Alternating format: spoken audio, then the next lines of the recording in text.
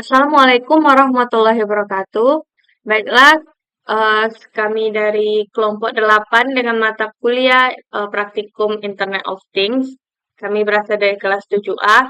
Kali ini kami akan mempresentasikan hasil rangkaian kami yang berjudul Alat Monitoring Kesehatan Detak Jantung, Saturasi Oksigen, dan Suhu Tubuh. Sebelum kami menjelaskan rangkaian kami, alangkah lebih baiknya kami memperkenalkan diri. Dimulai dari saya, yaitu saya Riza Umami Aiman dengan NPM 223510374. Nanti dilanjutkan oleh teman saya Fitri Ramasari Homsana S dengan NPM 2235108009. Dan teman saya Rifa Alia Sadrina dengan NPM 223510640. Untuk yang pertama akan dijelaskan oleh saya sendiri. Yang pertama itu saya akan menjelaskan tentang latar belakang dari proyek kami ini. Sebenarnya untuk proyek kami ini kami mengambil tema yaitu kesehatan. Kesehatan itu adalah suatu aspek yang penting dalam kehidupan manusia. Nanti dari teknologi yang tercipta nanti bisa menjadi tempat pemantauan kesehatan secara mandiri. Misalnya nanti untuk mendeteksi atau memantau kondisi dari tubuh lebih awal. Seperti nanti yang indikator yang sangat vital itu adalah detak jantung, saturasi oksigen, dan suhu tubuh. Nanti pada alat monitoring kami ini digunakan itu sifatnya itu adalah fleksibel. Nanti em, misalnya nanti dalam situasi yang seperti pandemi atau ketika pemantauan kesehatannya itu harus mandiri dan untuk mengurangi penyebaran penyakit. Nanti alat ini digunakan untuk misalnya untuk orang-orang yang memerlukan pengawasan kesehatan yang terbilang rutin, seperti penderita penyakit jantung, gangguan pernafasan, atau demam. Itulah hal yang melatar belakangi dari proyek kami. Um, dengan terkendala juga dalam soal biaya dalam kesehatan itu termasuk dalam mungkin memiliki harga yang cukup tinggi dan kurang portable juga dibawa kemana-mana. Jadi dari proyek kami ini mungkin akan membantu untuk memonitoring kesehatan yang terbilang terjangkau, efisien, dan dapat diberikan hasilnya secara real time. Baiklah, untuk yang pertama itu untuk analisis kebutuhan perangkat lunaknya, itu kami menggunakan dua, yaitu Arduino IDE dan PVMA-Admin. Yang pertama itu adalah Arduino IDE atau Integrated Development Environment. Itu adalah perangkat lunak yang kami gunakan untuk memprogram microcontroller yang berbasisnya Arduino. Nanti pada software ini kami menulis, mengedit, dan mengunggah misalnya kode perangkat keras Arduino dengan antarmuka yang sederhana. Yang kedua itu adalah PHP-MyAdmin. Untuk PHP-MyAdmin ini adalah basisnya itu adalah web. Untuk mengolah nanti basis data SQL dan MariaDB. Nanti di perangkat lunak ini nanti bisa mempermudah pengolahan datanya seperti membuat tabel, mengatur struktur database, dan menyimpan data hasil pengukuran dari perangkat keras. Berikutnya kali ini saya akan tentang menganalisis kebutuhan dari perangkat kerasnya, yaitu yang pertama itu adalah Node MCU ESP32. Itu bisa dibilang adalah microcontroller yang dengan prosesor dual core yang dilengkapi fitur Wi-Fi dan Bluetooth. Yang kedua itu kabel jumper. Kami menggunakan di sini ada male to male dan male to female dan male to male. Di sini pada kabel jumper itu nanti digunakan untuk menghubungkan komponen satu dengan komponen yang lainnya seperti misalnya layar, sensor, LCD-nya, dan lain-lain. Yang berikutnya adalah micro USB. Untuk micro USB ini adalah penghubung antar nanti node MCU-nya dengan node MCU ESP32-nya dengan komputer. Nanti digunakan untuk mengunggah programnya. Berikut ada LCD 16x2. Itu untuk tampilan dengan kapasitas 2 baris. Nanti di situ ada masing-masingnya itu ada 16 karakter.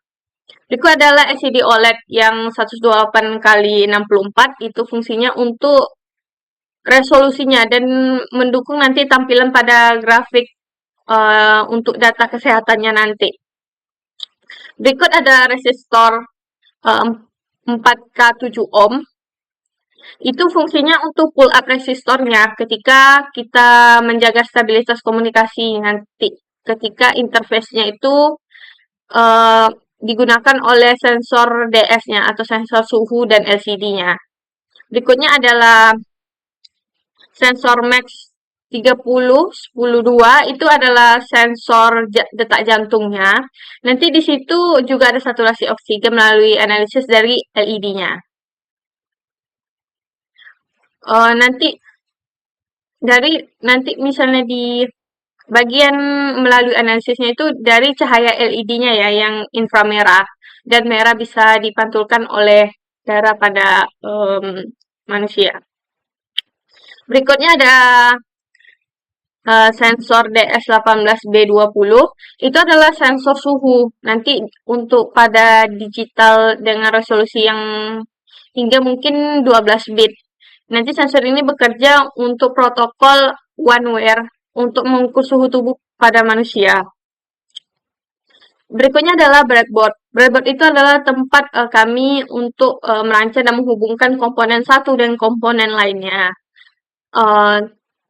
Tanpa perlu nanti di penyolderan. Tapi sebenarnya di breadboard kami ini kami juga tidak menggunakan solder. Baiklah, selanjutnya saya akan menjelaskan tentang rancangan pada blok sistemnya.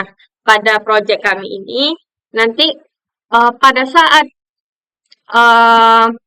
sensor itu digunakan, nanti dia itu sensornya ada dua, yaitu sensor DS18B20 dan sensor Max 3010-2. Yang pertama itu sensor DS-nya itu adalah sensor untuk suhu tubuh, nanti dia akan mendeteksi suhu tubuh pada manusia.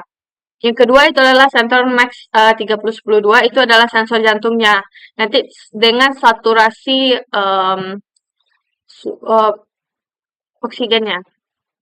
Nanti kedua sensor itu akan memproses yang diproses oleh ESP32. Baru nanti akan outputnya itu akan ditampilkan di platform IoT kami. Berikutnya itu adalah flowchart dari sistem kami ini. Untuk yang pertama itu nanti ketika memulai untuk penggunaan sensornya, nanti ketika jari tangan user itu ditempelkan pada sensor, nanti sensor itu akan membaca parameternya. Lalu akan diproses oleh ESP32. Jikalau iya, dia akan prosesnya itu akan berhasil. Nanti datanya itu akan diproses lagi oleh ESP32. Jika iya, akan berhasil dikirim. Lalu ditampilkan langsung kepada web kami. Dan prosesnya itu selesai dan akan terus berulang-ulang ketika jari tangan pada user itu ditempelkan. Untuk penjelasan berikutnya akan dilanjutkan oleh teman saya, Fitri Rahmasari Homsana S. Untuk Fitri, kami persilakan. Selanjutnya, saya akan menjelaskan penjelasan dari teman saya sebelumnya, yaitu Riza Umami Aiman. Perkenalkan, saya Fitri Rahmasari Homsana S. Di sini saya akan menjelaskan tentang perancangan perangkat keras dari sistem monitoring yang kami buat. Yang pertama itu ada rangkaian ISP dan sensor Max 30102. Rangkaian ISP 32 dan sensor Max 30102 itu digunakan untuk memantau detak jantung dan kadar oksigen darah. Yang kedua itu ada rangkaian ISP dan sensor DS18B20. Rangkaian ISP32 dan sensor DS18B20 digunakan untuk membaca suhu dengan akurasi tinggi. Selanjutnya itu adalah rangkaian keseluruhan dari sistem yang kami buat, yaitu yang pertama sensor Max 30-102 digunakan untuk mendeteksi detak jantung dan kadar oksigen darah. Yang kedua, sensor DS18B20 berfungsi untuk mengukur suhu tubuh. Selanjutnya ada ESP32 bertindak sebagai pusat kendalinya dari dari data kedua sensor dan diproses oleh ESP32. Selanjutnya saya akan menjelaskan tentang rangkaian yang telah kami buat. Yang pertama itu adalah kabel pin. Kabel pin ini kami menggunakan 5 volt. Selanjutnya ada kabel GND. Kabel GND-nya kami sambungkan ke ESP32. Ini itu digunakan untuk melengkapi sirkuit dayanya. Selanjutnya ada kabel SDA. Kabel SDA ini digunakan untuk melengkapi data. Selanjutnya ada yang hijau ini ada kabel SCL. SCL ini disambungkan ke ESP32 ke 222. Selanjutnya ada kabel GND pada sensornya, kami sambungkan ke GND pada ESP32. Nah, selanjutnya saya akan menjelaskan tentang sensor DS18B20. Yang pertama itu VDD-nya itu disambungkan ke 5 volt. Ini kabelnya yang warna merah. Selanjutnya ada GND-nya sambungkan ke ESP32. Selanjutnya ada kabel SDA atau datanya disambungkan ke pin ESP yang 4. Nah, ini tuh digunakan untuk komunikasi data dengan ESP. Selanjutnya ada resistor 4,7 k ohm. Ini itu antara kabel VDD dan kabel data. Itu digunakan berfungsi untuk full up, memastikan data tetap stabil selama rangkaian ini berjalan. Selanjutnya saya Rivalia Sadrina, saya akan menjelaskan tentang alur kerja sistem kami. Dengan sensor MAX 30102 dan di S18B20 membaca data, ESP32 memproses data tersebut lalu hasilnya ditampilkan di LCD dan atau dikirim ke perangkat lain. Rangkaian ini membutuhkan suplai daya stabil 5 volt untuk seluruh komponen dan memastikan koneksi antar perangkat menggunakan resistor pull up pada jalur komunikasi I2C dan one wire. Sistem ini dirancang untuk pemantauan kesehatan dan lingkungan yang efisien dan mudah digunakan.